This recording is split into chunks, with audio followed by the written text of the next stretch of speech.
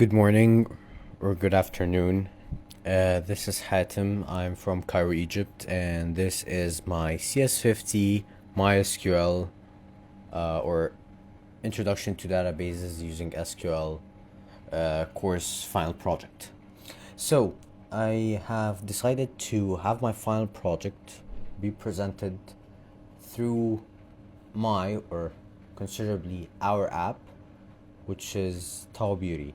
Tawabiry in Arabic means my queues.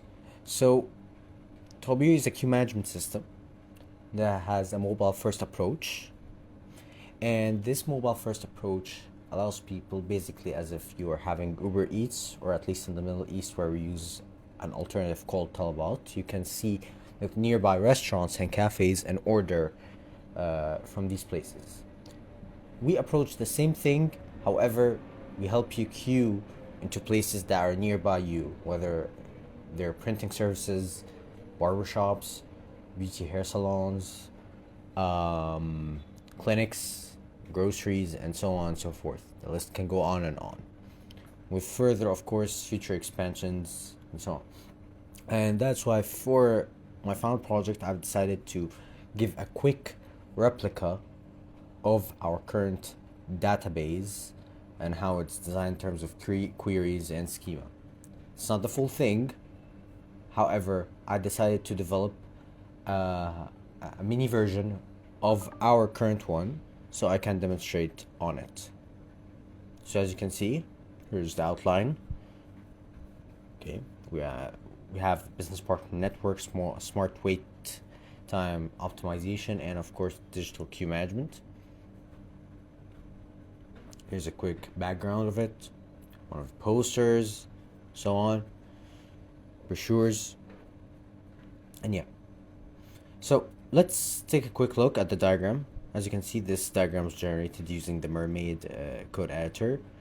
I took the queries and schema and had one diagram generated for us, where we have the queue entries, the users, the queues, and locations, and business partners and admins.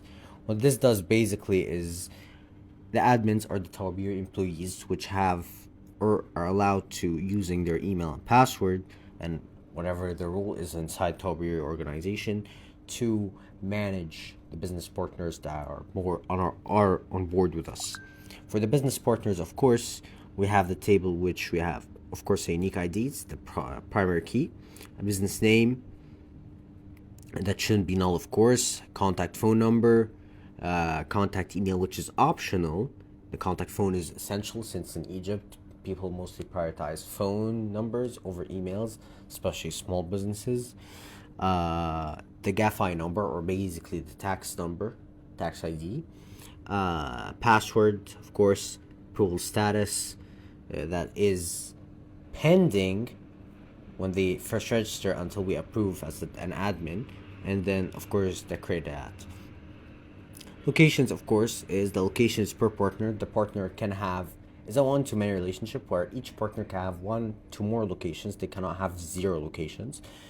And we take from them the address, longitude, latitude, so we can also track them down in terms of Google Maps, the opening hours, if they are active or not, and so on and so forth. For the queues, we have of course the location ID, which is a foreign key, of course, with the ID of the queue itself that ties with the location. And then we have the queue type, whether it's a general one or if there are multiple queues inside that location, the max capacity, the average service time, and it's active or not, of course.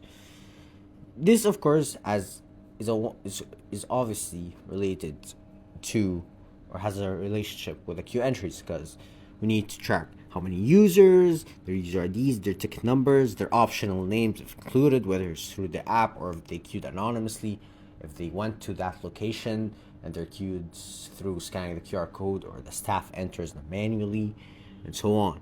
And then they're served, what time they're served at, what time they're joined at. This helps improve our overall service and prediction times.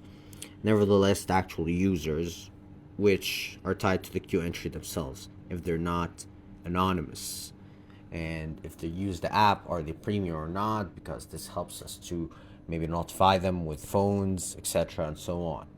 Here's also a quick look at the queries, SQL, and the schema, as you can see.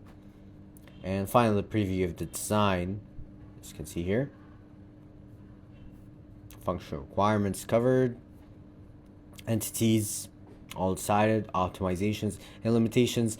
Of course, we have the only limitation we see as of right now in our current service, not the actual design here in the project. Like, these are a few limitations I find for the project I'm presenting. However, in real life, the main limitation for us is basically the fact that we are having to have a good wait time prediction, because this depends on AI and black boxing forecasts, not just the utilizing the queuing theory and basic statistics. So that was it, and thank you so much for having us, or having me, and thank you. I hope this project is all good.